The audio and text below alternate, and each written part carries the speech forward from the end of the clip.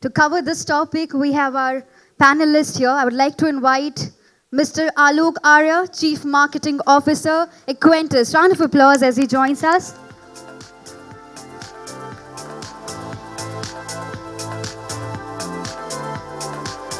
Thank you, Mr. Arya, for joining us. Next on the panel, we have Ms. Rekha Motwani, Senior VP Media at ARM Worldwide. Round of applause.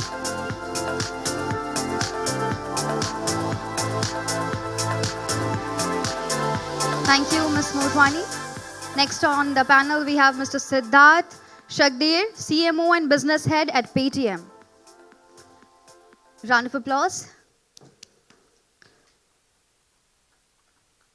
We'll wait for him. The session will be moderated by Mr. Anupam Asthana, Executive Director, Ipsos, India. Round of applause. Thank you, Mr. Asthana, for joining us.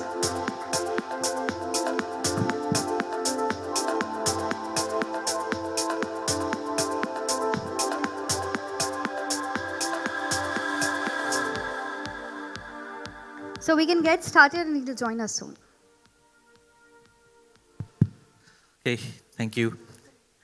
Welcome, Alok, Rekha, and it's an interesting discussion that we have today, seamless, secure, scalable future of payments infrastructure. So before we start, I just wanted to, kind of give, the audiences a bit of perspective that we are seeing. So I'm coming from Ipsos, and we are a consumer insights, agency. So there are places where we see great adoption happening, especially tier 2, tier 3 cities of payments, right? I mean, I was in Banaras a few months back, and we went out for, the morning aarti. Then right from buying the flowers to having a chai and coming back, everything we could do through our mobiles. So this is massive, right? And from an overall standpoint, the growth in the number of people using digital payments is now nearly 400 million users, which was about 25, 30 million users some 7-8 years back. So there's been huge adoption, merchant level adoption, and consumers obviously are, there. But at the same time, there's a flip side to it, or a darker side to it, to say, right? There's growth in cyber frauds which has happened. There's tremendous, loss, roughly, estimated around 1,900 crores that happened in financial year 24. There is a balance which is happening in India right now, and which is a very interesting place for a marketeer, because, and this is what we are seeing in some of our work on what we want to call it as a techno wonder, right? People are enthused about the possibility of a digital or an internet experience, yet at the same time there is anxiousness and anxiety around, loss of privacy or fear of fraud. So this is where I, would want to start first and, talk about how, how payments is so pervasive. So how do we build trust in payments? And this is where, I think, Rekha, you could come in and tell the audiences what are the ways of building trust, useful, meaningful ways of building trust. Sure. So I think, in my opinion, communicating security measures is as important as the technology itself, because that has the power to shift the narrative from fear to trust. Platforms nowadays send real-time alerts highlighting if a certain transaction seems risky, and also block payments to suspicious-looking numbers. What is important is that these platforms send real-time proactive messaging to the user as to why a certain transaction was blocked, because I think that gives the power to an individual to be informed, feel supported rather than intimidated. Clear, concise, crisp educational prompts at the time when the transaction is underway helps a user identify potential risks and also helps them adopt safety measures, all of which could be a very powerful experience for a user while the transaction is happening. However, a platform should also be cognizant of the fact that not too many such alerts should be sent out, because the idea for a platform is to make the consumer feel quietly protected and infuse confidence in them to move forward. Right. Thank you. Sidharth, welcome. Uh, So, we've just started with the discussion, and it'll be good for you to sort of chime in. The topic that we are trying to evolve further is how to build trust and yet, kind of balance very intricate kind of compliances like KYC or any other such issues. No, I think that's a really good thought because even for us in Paytm, the instinctive reaction was we were a wallet earlier, right? And wallet has more onerous KYC norms than say UPI does because wallet involves wallet to bank transfers. There's partial KYC, full KYC, etc. And we saw resistance in people moving to UPI because they felt the same KYC kind of onerous norms would apply. And we thought, okay, it's good to communicate, and we let them know that it's not the same. No KYC is required, etc. Or at least it happens automatically. And what people took away from that, very surprisingly, was more KYC is required. We were communicating no KYC, and they were taking away more KYC because that's how they'd been conditioned. Every time they saw KYC, what they were conditioned to thinking is that there's some other norm that I have to fulfill now. And so it's always a fine line. We learned from there, and we changed the communication instead of saying no KYC, etc., or auto KYC to more like a easier process, two-step process, easier than before. So a more positive message versus saying lesser of KYC, etc. And so it's a fine line you have to walk. Sometimes if you talk a lot about security and you take it head on, people, they don't have that much time to process the message. What they get is more security is required or more onerous norms are being applied, etc. So there's a way to do it. For example, one of the things we've done in our onboarding process, right, is instead of for people to have trust and confidence in the platform, one of the things, and we've seen a significant change in conversion after that. One of the things we started with saying is that why don't you open your KYC, link your bank, and the first thing you do is send 2 rupees to your friend, right? And we've guided them and we've kind of advised them to try it out by sending 2 rupees to their friend or 5 rupees or 1 rupee different times.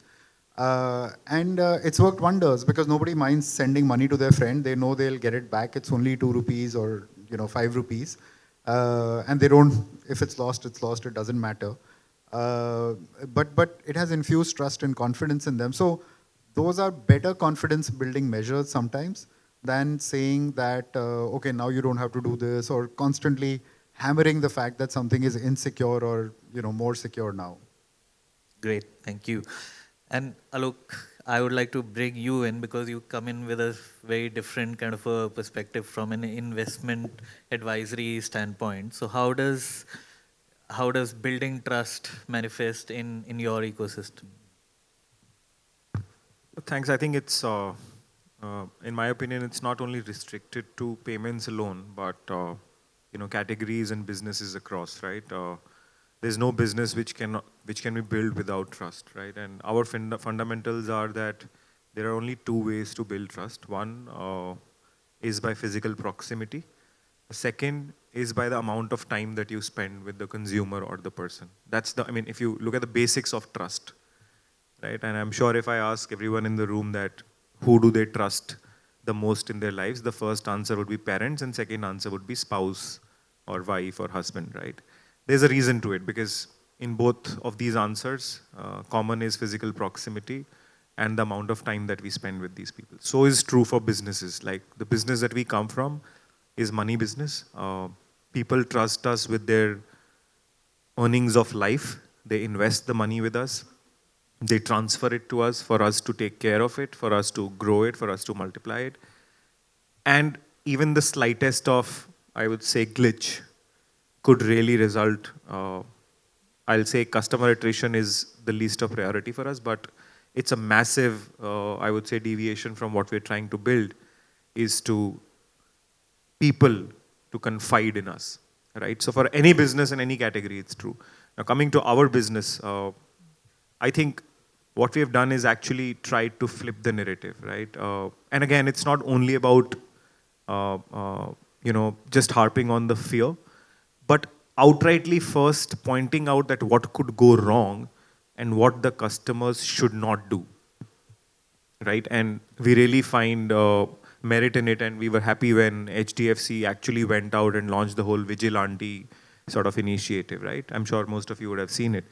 The reason is that they wanted to outrightly call it कि क्या गलत हो सकता है, and at the end of the day, it's technology, right? Even after such massive steps, we really get surprised when we read every day that someone was under digital arrest and was made to pay crores of rupees.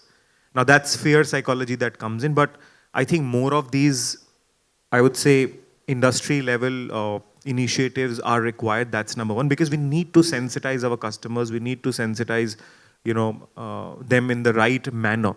Like I said, it's not only about the fear, but outright telling them that, okay, what could go wrong and you need to be careful, because at the end of the day, it's technology, right? The customer is not as evolved as all of you here are, and at times he or she might click on a URL that's not actually protected, or that might want him to fetch some, the personal information could be fetched, and it could be a disaster. So for categories like us who are into investment business, this is of utmost importance. I mean, so far so that SEBI has gone out and has created unique QR codes with our registration numbers mapped to it at the back end. So when some customer is in a way transferring money or transferring the subscription fees to us, we have to collect the monies only in the UPIs that have been ratified by SEBI. So ours is a very, very highly regulated business, and SEBI is tightening the noose as we speak. I mean, right reason so, because every day, we see millions of advice on YouTube. I mean, millions of channels on YouTube, Instagram, and WhatsApp, which tend to be investment advisors, which will give you stock tips, which will give you, false promises of doubling your money or tripling your money. So my only piece of caution to all business leaders here, to all marketeers here, is rather than assuming that the customer or the person in front knows, a brand or business will much more be respected if you first outrightly go and sensitize the customers that, listen, this you shouldn't do. This could go wrong. And by the way, we are always there for you. If you see the beauty of some of these UPI, I would say, providers, and I'm a big fan of Google Pay, because one, of course, I know when Google Pay was being built, I was working with Google and the kind of trust and safety measures that went into it. Second reason is that if you were to start a Google Pay UPI, it will take you less than a minute. It's so fast, it's so seamless. And you feel that, okay, you are in secured hands. Though I've not tried Paytm, honestly, I don't know why, because it could be a psychological barrier. But for me, it's all about seamlessness. For me, it's about still that proximity. It could not, it could not be physical proximity in case of Google Pay, because I'm sure the engineers are sitting worldwide. But that sense that, okay, someone is there to take care, if something goes wrong. So it's, again, a function of how evolved we feel our customers are, but please take it with a caution. And my final piece of advice, be upfront, assume that, the customers have, I would say, if not zero, but very less information of what you're trying to do. Got it. There's an interesting layer to that, if I may add. Yeah. Which is that, when we spoke to consumers and I said, what's most important to you in a UPI payment, everybody literally said the payment going through successfully, going to the right person, and happening very quickly, right? You want to be in and out of your UPI app in 2 seconds, and you don't want your money to get stuck anywhere or go anywhere. That was paramount, right? But when you probe deeper and you said, what about security? It would be at the back of the mind, but never came up. Then when you said, what if you lose your money, or what if your security is compromised? Then suddenly that becomes number one, right? But while doing this, it never occurred to them. But when you keep probing them and you show them the scenario, it suddenly becomes number one. It's the same way if you take an asset management company, they always talk about returns, right? Or their funds, etc., etc. But they never talk about the fact that your money is safe. These are things that a consumer expects by default, right? When you start talking about it as a business offering or something, it may not always work. But the best businesses, say a Google Pay or Paytm, etc., they don't talk about it obliquely. They'll say sab tick hai, payment faster, ya Paytm karo, etc. But that confidence is built in the journey. Right? When you go in, you see a triple layer biometric authentication, you see physical authentication, many different things. And every step you reinforce the fact that you're safe with us, right? So different ways of communicating versus when an industry body communicates, right? It would communicate just this, not a business offering along with it. So different ways of building it depends who you're talking to and who you are. But all of these layers have to be kind of kept in mind. Interesting.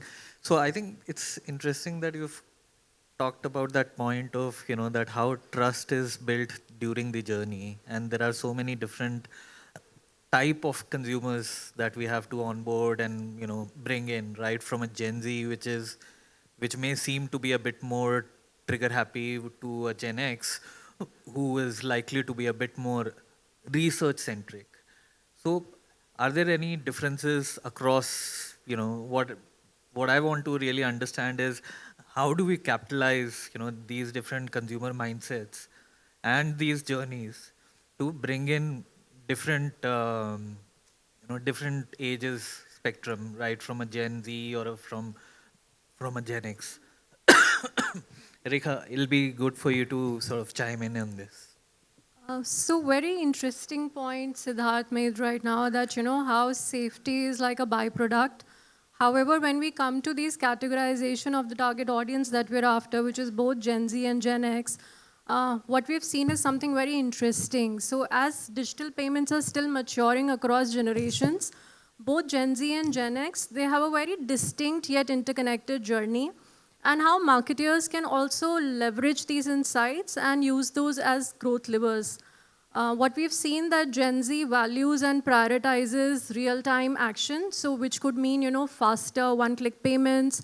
It's more about biometric authorization and having things which are fast and simple.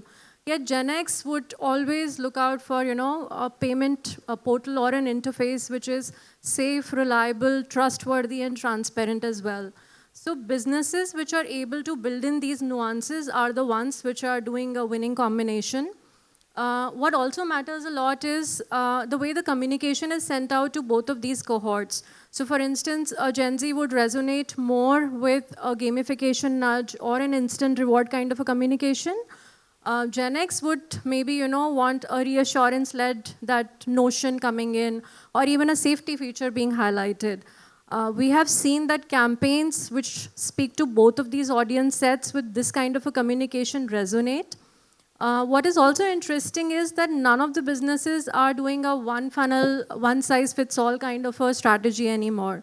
What they are doing is that they're investing in building journeys which are very distinct, yet they speak to each other.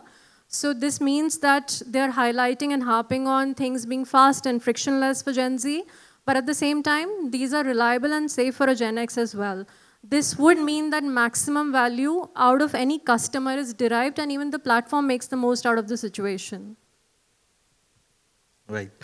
So, Alok, I think it'll be good for us to understand from an investment advisory standpoint, especially the journeys that, let's say, a Gen X or a Gen Z would take, how they are different, and if there's anything specific that you do to, capitalize further on these different user journeys.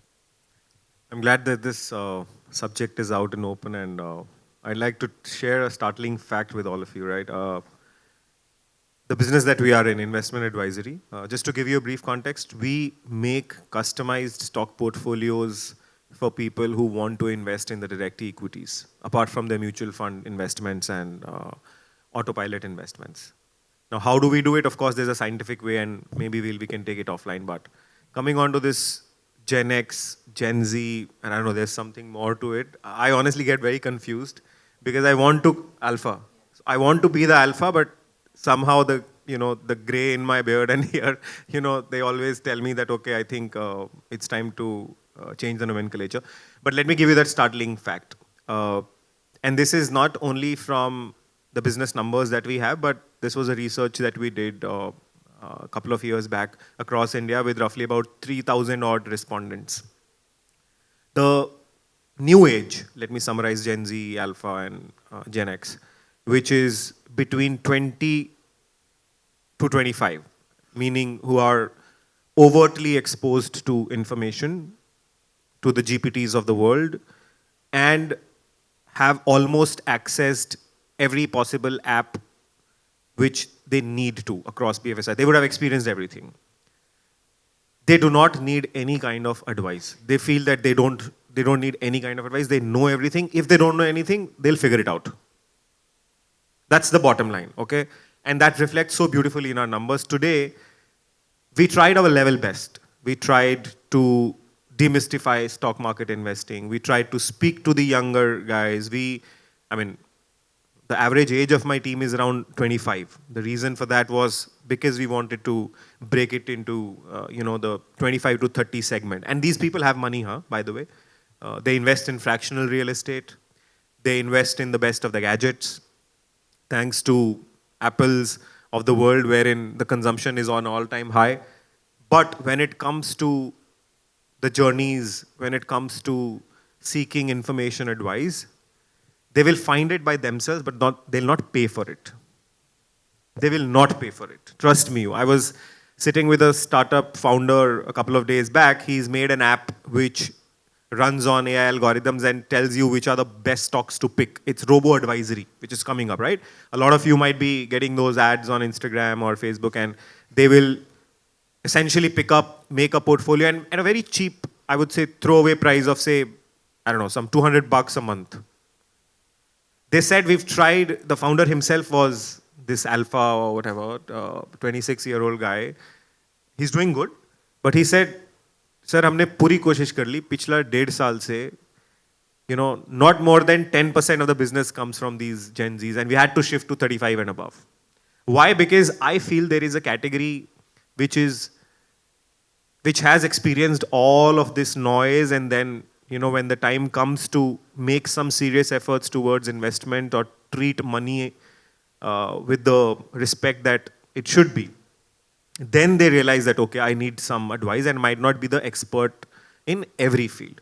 Say today you're a marketeer, you cannot be, I would say, doing full-time tracking of the market. And even if you do, if it interests you, you might not make the best of the decisions. Hence we have experts for everything, and hence we have, so if you have a tooth ailment, there are people who will go to YouTube and do self-medication, right? Some of us might have tried, but only when it comes to a headache at max. Not beyond that. But there are people, trust me, when I speak to our investors daily, some of them, when I say that, okay, why didn't you subscribe to our services? They'll say, Arya, I saw YouTube and, XYZ stock was told and I bought it. I said, why did you buy it? But what was the basis of buying that stock versus not some other stock? The guy has a decent followership. He has some 1 million followers on YouTube, and that's it. And I'm really in surprise that how can, after putting in our heart, blood, sweat, after living through the traffic of Sakinaka, Law Parel, Thane, the money that we earn, we put it out on the table saying कि मैंने YouTube पे देखा and let me go out with it. It's funny, right? So, in short, what I'm trying to say कि ये जो Gen Z, Gen X, Alpha journeys to be different, absolutely they have to be different. I think she rightly pointed out that their sensitization needs to be different. But the first thing that any business or category needs to do is to educate, handhold, if it's a new category like ours. Because the category doesn't exist today. Investment advisory as a category does not exist today. 10 years back, there were only handful of brokers. Thanks to Zerodha, 5 years, COVID is behind our back, but people realized that they need a passive income. And hence they jumped on. There was a frenzy of demat accounts. Today we have roughly about 20 crore demat accounts. But let me give you another shocking number. In 20 crore demat accounts, we just have roughly about 934 investment advisors in India who are legally entitled to give you advice. And in those 934, only a handful of institutional setups, of which in India today we boast to be the biggest. And we have realized that there is no as such difference when it comes to educating, handholding, or in a way helping our potential customers out about the right way to invest or right way to go about. The sensitization point could be different. आप उनसे कैसे बात करेंगे, the first conversation could be different. Say example, if I speak to him, he spent maybe 20 years in the corporate. For him, wealth creation is something different versus a 26-year-old, his first goal in life is to go on the Euro trip. So उनके लिए wealth creation is different. But what is most critical is the journey that starts thereafter. Got it. So from you're essentially saying that the hooks that we create for different people need to be more personalized to the state or the context that they are in, right? So Sidharth, bringing you into this particular topic, are there anything specific, again, more from a Paytm standpoint, where you feel that these are the features that you would focus on to ensure that people are being addressed as they would be, so that they are specifically nurturing those relationships and using those user journeys to further grow? Look, to be honest, I mean, we do see some differences, but between say a Gen Z and a Gen X, etc. But they are not major in that sense. From a UPI perspective, it's a fairly commoditized product. Yeah. So I think more than Gen Z, Gen X, we talk about the mindset of a person, right? Some people are more open towards investing. So we use AI to understand a person's journey when they come into the app. And if they are more open to investing, then we have gold, digital gold, which people can invest in. We have Paytm Money, which gives mutual fund stocks, the regular, whole investment gamut. So that surface is higher for them, right? But we also see people who just want to quickly make a UPI transaction and get out, right? So in that case, the scanning experience, the sending money or receiving money, whatever, that is front and center for them, right? And the investment options come way below, right? So in that sense, we prioritize. Now, yes, largely the people who are seeing other options of, say, investing, ticketing, etc., they tend to be Gen Z, and the Gen X are the people who generally just want to make a transaction and get out, right? They are very specific, like it was mentioned, they have very specific other channels for investing, like following a YouTube person or Sharan Hegde or somebody like that, right? And so essentially they may not pay that much attention to investing on the app. They just want to make a transaction and get out. And so for them, the scanning experience takes center stage, right? And then there are other things like Gen Zs prefer dark mode. Right, Gen X, see, it's very odd for a Gen X to see dark mode on his app suddenly. So those are the changes we kind of make, given, on that AI-enabled interface that we have for the consumer. Very interesting. So I think I hear you when you say the dark mode and the regular mode. They're very different interfaces for for someone very young to someone very old to even see, use, and interface. But very interesting point that you've talked about AI and use of AI, and you've talked about gold loans. Are there any other ways that you're helping merchants also? Because merchants are also a big part of the payment ecosystem. So is there use of AI that you are looking at? Yes, absolutely. I mean, our vision, our mission is to basically bring the small merchants into the mainstream economy, right, through the use of UPI. Today, whatever they're doing in cash, how do we convert that to more of UPI, and how do we bring them into the mainstream economy? That's one of the stated missions of Paytm, to enable more equitable distribution of prosperity, right? And so from that perspective, we constantly look at how do we improve the merchant payment experience. One of the things, for example, that we recently launched, so there are things like easier onboarding of merchants using AI, better collections using AI. Now, one of the most interesting products that we launched recently is an AI-enabled soundbox. So you must have all seen the Paytm soundbox. So this soundbox actually is kind of an intelligent soundbox. So we have demoed it, and we spoke to it in Russian. It translates it into Hindi for the merchant. It tells the merchant how his day has been like from a financial perspective, what are the transactions that have happened. You can ask, the merchant can ask the soundbox questions, the soundbox will reply, pretty much like most of AI GPTs will help you with. Can ask for investment advice with what they've collected, it replies, can ask for conversions, addition, multiplication, accounts, all of that. The Soundbox gives it all. So in that sense, it's a very revolutionary product for the merchant. So that's one example of how we are using AI. Nice. And again, I'll bring Alok in to talk a bit about robo-advisory. I think you've touched upon it a bit. We are running out of time, so let's time us for, Alok and Rekha to have some quick comments on one, Alok, from you on robo-advisory would be very neat and useful. And Rekha, if you could also bring in, a point of view about how AI is being developed or being used as an application in your, you know, ways of working. Yeah. All right, so I'll take a quick one on that, and thanks for bringing that up again. See, robo advisory, or I'll say it's a slang in the advisory space today, because robo advisory, I mean, by the name of it, you feel that there's a machine which is in a way picking up some stock names and pushing out to you ki okay, ye kharid lo, ye kharid lo, ye kharid lo. I'm not denying that that's how it happens, but that's a small part of the journey, right? The way investment advisories are, I would say, regulated by SEBI to work is that there is a scientific process to it. So the first step is that we when we connect with the consumer, we tend to understand his or her risk profile or the risk appetite. We do a very detailed profiling, understand his or her life goals, and then basis those life goals, there is a customized portfolio that is made post a lot of machine intelligence and machine learning. So in our organization or scheme of things, we don't call AI as artificial intelligence. We have made a positive term for it. We call it alliance of intellects. So it becomes machines and humans coming together. And the reason that why we do it is that simply saying that suppose if there is a mid cap which is into, say, the business of manufacturing towels and textiles, and it's based out of, let's say, Jalandhar, and suddenly the stock price is rallying. I mean, of course, the numbers on the balance sheet looks good, and the robo advisory or the machine learning will pick that stock name and put it in the portfolio.